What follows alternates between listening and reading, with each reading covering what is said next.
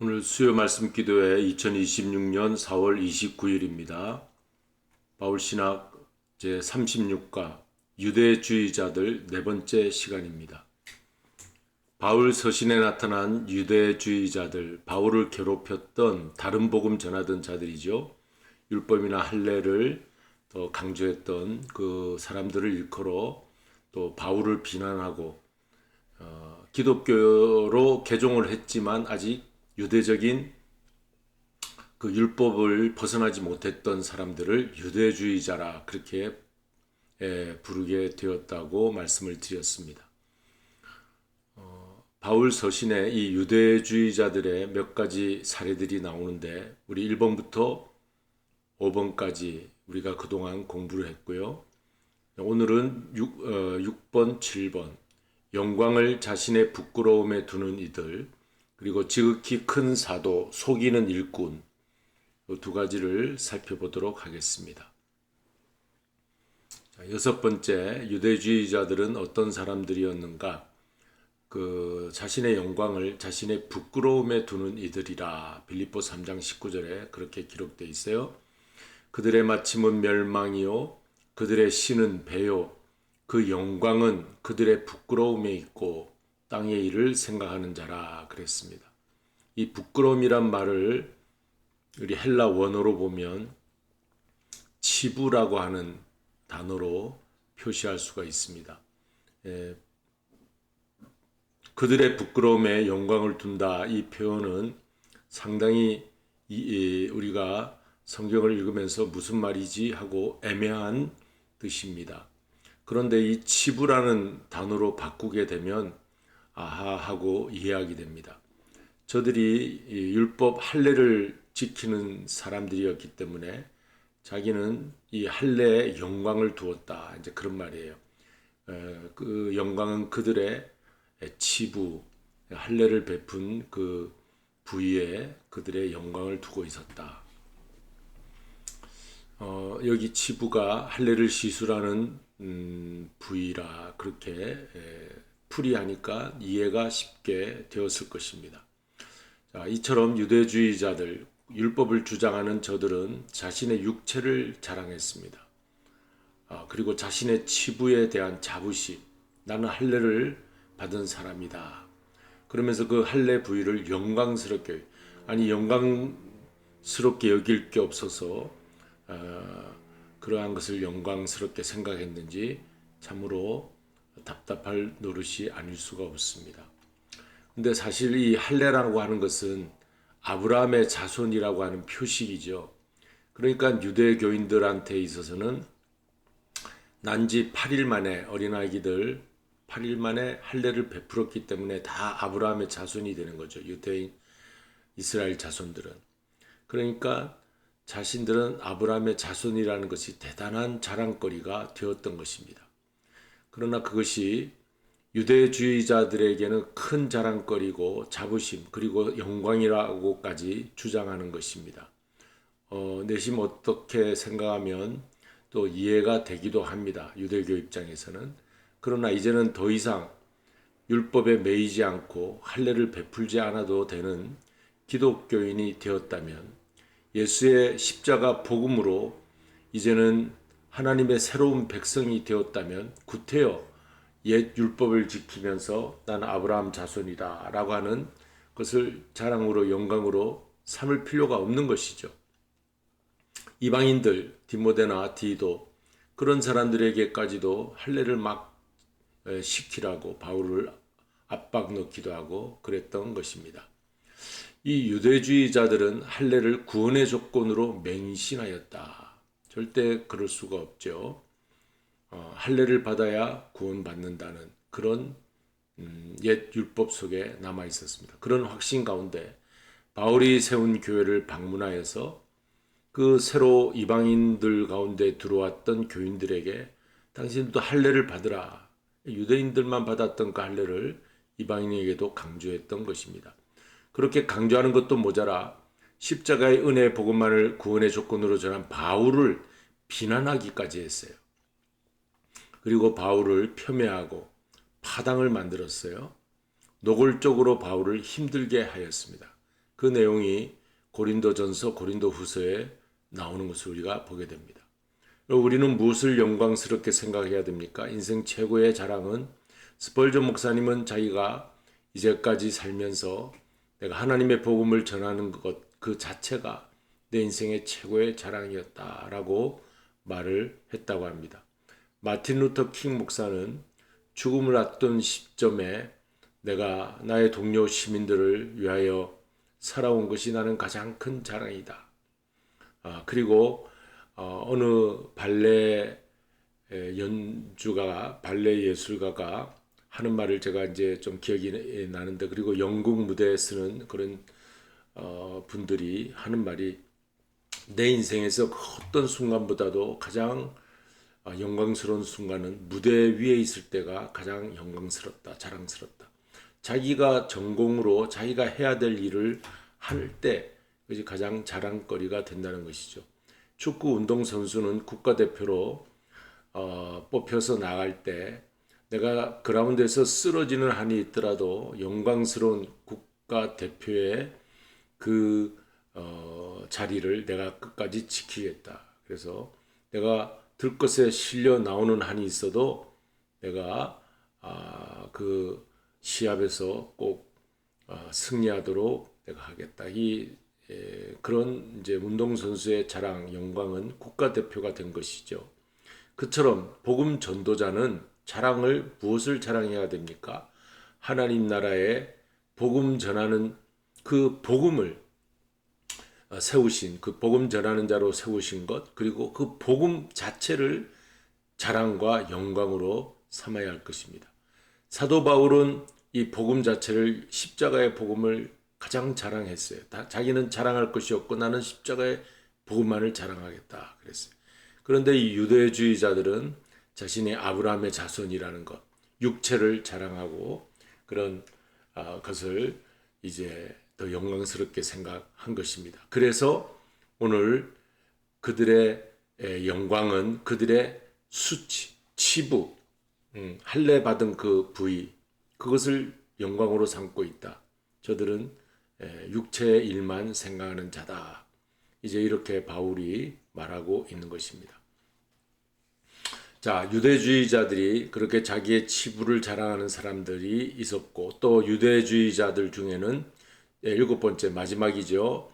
이제 우리가 다 살펴봤는데 지극히 큰 사도라고 말하는 사람이 있었어요. 사도 바울보다 나는 더 큰 사도다. 이제 자기를 권위를 스스로 주면서 바울보다 내가 더 큰 사도다. 이렇게 말하는 사람들이 있었어요. 그리고 거짓된 복음 전하는 그러한 사람들, 속이는 일꾼, 바울의 표현이겠죠.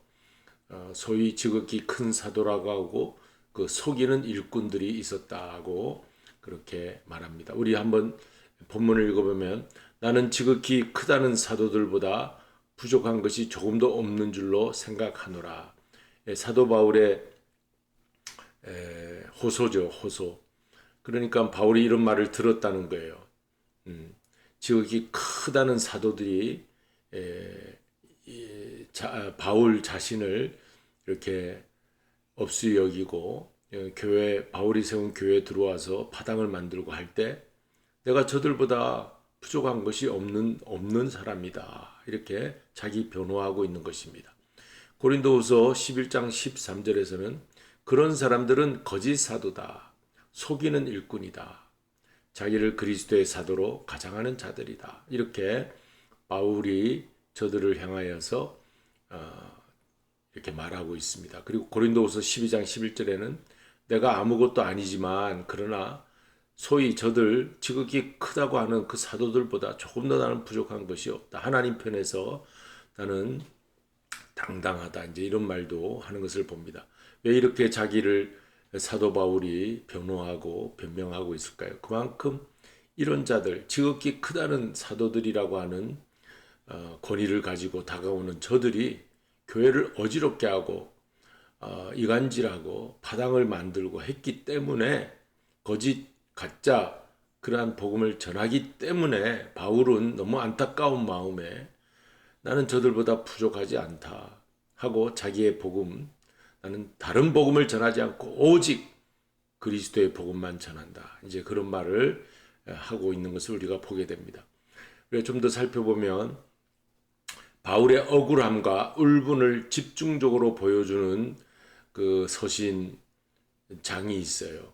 그것을 일컬어 고린도후서 10장, 11, 12, 13장이라고 합니다.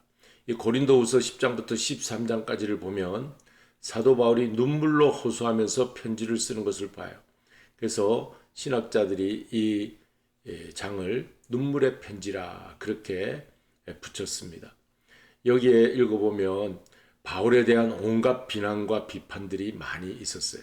그리고 꾸며낸 말까지, 그리고 가짜 뉴스가 요즘 많이 생기는 것처럼 당시에도 없는 말 만들어내서 그냥 그렇게 바울을 힘들게 하는 그런 일들이 있었다는 것입니다. 예를 들어서 두 가지만 살펴보면 바울의 설교가 약하다 그랬죠. 고린도후서 10장 10절에 보면 그의 말이 시원치 않다. 그의 편지는 힘이 있고 강한 것 같아도 그의 직접 와서 설교할 때 그 말을 들어보면 시원치 않다. 아마 말이 시원치 않았던 것 같아요. 바울의 헌신이 교인을 속이는 교활한 행위라 비난하기도 했습니다. 얼마나 이런 말을 들었을 때 얼마나 억울했겠습니까? 울분이 있었겠습니까? 그래서 눈물로 자신을 변호하면서 편지를 쓴 것이 고린도후서 10장부터 13장이다. 이렇게 아시면 되겠어요. 자, 이로 인해 고린도 교회가 파당과 분열의 위기에 직면하게 되었습니다. 고린도 교회가 분열이 많이 있었죠. 그런 것은 바로 바울을 비난하면서 생기는 그러한 일들이었던 것입니다. 바울은 자신의 삶에 대해 극도로 자제하는 사람이었어요. 그리고 조심하던 것이요. 자기 자랑하지 않던 사람이었어요. 그런데도 때로는 나는 이런 사람이다. 내가 하늘 3층천을 보고 왔다. 이런 말을 하게 되죠. 고린도후서 12장에 나온 거죠. 그러니까 이제 할 수 없이 그런 것을 말하는 것이죠. 바울이 이렇게 자랑하고 싶어서가 아니라 이런 자칭 큰 사도라고 하는 사람들이 와서 교회를 어지럽게 하니까 내가 저보다 못한 것이 뭐가 있겠냐 하면서 이렇게 말을 하게 된 것입니다. 그래서 우리가 바울이 이런 체험도 하였고 놀라운 바울의 그 은사들도 우리가 알게 되기는 한 거죠. 그래서 십자가만을 자랑하고 그리스도 외에는 모든 것을 배설물로 여기던 바울, 그가 자신의 화려한 경력을 드러낼 지경이 되고만 셈이 된 것이죠. 그래서 바울이 어떤 사람인지 우리도 오늘 알게 됩니다. 나는 히브리인 중에 히브리인, 바리새파 중에 바리새파고 율법에 흠이 없는 자고, 그리고 가마리엘 문화생으로 내가 있었다 하고 이제 그런 말도 하는 것을 보면 자기가 자랑하고 싶어서가 아니라 이런 반대 세력, 어렵게 하는 사람들을 잠재우기 위해서, 조용히 하라고 하기 위해서 아마 그렇게 자기를 좀 드러냈던 것 같습니다. 그런 셈이 되고 만 거죠. 바울이 선포한 복음은 우리 중요합니다. 오직 은혜로만 하나님의 의를 입는 복음입니다. 이게 복음의 본질이에요. 오직 예수 그리스도의 십자가 은혜로만 우리가 구원을 받는다. 그게 복음의 본질입니다. 그런데 그것을 복음의 기초를 변질시키는 할례를 받아야 된다. 거기 부족하다. 거기 예수 그리스도의 십자가가 부족하다는 거예요. 율법과 할례를 강조한다는 것은 덧붙여 다른 복음을 전하는 것은 그리스도의 십자가를 약하다고 하는 것이죠. 절대 그래서는 안 되죠. 그리스도의 십자가로 모든 것이 다 이루어졌고 율법이 다 완성되었는데 어찌 다른 것을 덧붙이려고 하는 겁니까? 그런 다른 복음은 절대 있어서는 안 됩니다. 바울 사도는 다른 복음 전하는 자는 하나님 앞에 저주를 받기까지 그것은 잘못된 것이다. 그렇게 강하게 강한 어조로 저들에게 책망하고 있는 것을 보게 됩니다. 그만큼 자기 복음에 대한 예수 그리스도의 복음에 대한 확신에 찬 바울의 모습을 우리가 다시 재확인할 수가 있는 것입니다. 바울은 일관되게 오직 십자가의 복음만을 전하였다. 이걸 우리가 잘 알아야 돼요. 우리가 구원받는 것은 오직 십자가에서 피 흘리신 예수님의 그 사랑의 은혜로만 구원을 받는 것이지 내가 어떤 다른 행위로 절기를 지킨다든지 정결법을 지킨다든지 할례를 지킨다든지 이런 것이 아니라는 것입니다. 그런데도 유대주의자들은 복음의 본질을 훼손하고 율법 규정으로 음식, 절기, 할례 이것으로 교회 공동체를 흔들었어요. 파당을 만들었어요. 그리고 바울이 잘못되었다고 말하면서 이간질을 하게 됩니다. 바울은 시원치 않은 사람이다 이렇게 이간질을 합니다. 그러면서 그가 전하는 복음을 동시에 바울과 복음을 비난하였던 것입니다. 그게 고린도 후서에 잘 나타나 있어요. 우리가 읽으면은 그런 내용을 알 수가 있습니다. 이런 악의적인 헛소문과 다른 복음을 전하는 저들의 만행을 막기 위해서라도 바울은 눈물로 호소하고 자기가 세운 교회 성도들이 흩어지지 않도록 파당 지어서 서로 분열하고 서로 이제 갈라져 있는 그 모습을 보면서 안타까워하면서 호소하는 편지를 보낼 수밖에 없었는데 그 편지가 바로 소위 눈물의 편지라 그렇게 이제 제목이 붙어 있습니다. 그래서 다음 주부터 다음 장에서는 우리는 바울의 눈물로 쓴 편지를 살펴볼 것입니다. 바울에게 눈물의 편지가 있었구나. 고린도후서 10장부터 13장입니다. 그런 내용을 보면서 바울 신학을 우리가 공부하는데 바울이 전한 복음을 반대하는 유대주의자들이 7가지 정도의 모습으로 등장하였고 저들은 항상 할례를 강조하였다는 거 우리가 율법을 강조했다는 걸 알고 또 바울은 오직 십자가의 복음만을 전한 것이 바울 신학이다 이렇게 하시고 바울이 자기를 자랑하려고 한 것이 아니라 저런 헛소문을 내는 사람들 악의적인 반대자들을 잠재우기 위해서 나는 이런 사람이다 라고 밝힐 수밖에 없었고 그러다 보니까 눈물로 호소하면서 편지를 써요. 왜 눈물로 편지를 썼습니까? 고린도 교회 성도들, 갈라디아, 빌립보 이런 성도들이 온전하게 바르게 신앙생활하는 모습을 바울은 보기를 원한 것입니다. 눈물로 호소하면서 편지 쓰면서 복음에 굳건하게 바로 나아가시기를 바랍니다 하고 복음을 전했던 것을 우리가 알 수 있습니다. 이런 바울 신학을 공부하면서 우리는 복음이 얼마나 참 굳게 서야 되는가, 흔들리지 않는 그리스도의 복음, 의의 복음을 우리가 붙잡아야 되는가, 전해야 되는가 이런 교훈도 받게 되는 것입니다. 복음성가 우리 함께 나누고 있습니다.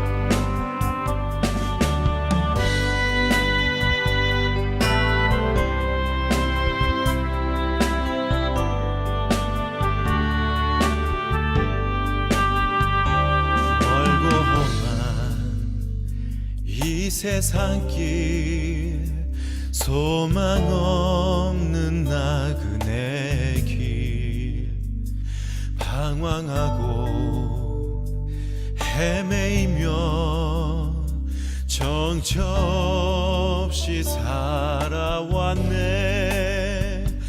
의지할 것 없는 이 몸 위로받고 살고 파서 세상 유혹 따라가다 모든 것을 다 잃었네 무거운 짐 등에 지고 쉴 곳 없어 애처로운 몸 쓰러지고 넘어져도 위로할 자 내겐 없었네 세상에서 버림받고 귀한 세월 방탕하다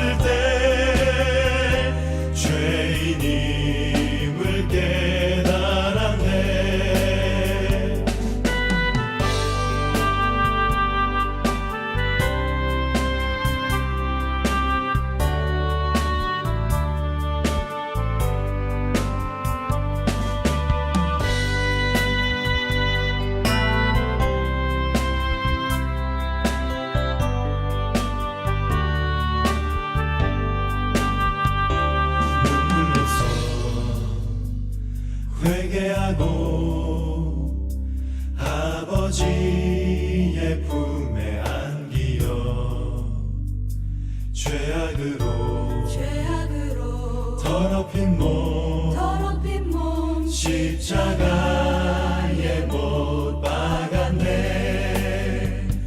구원함을 얻은 기쁨 세상에서 제일이라. 영광의 길 허락하신 내 주 예수 찬양하네. 영광의 길 허락하신 내 주 예수 찬양하리.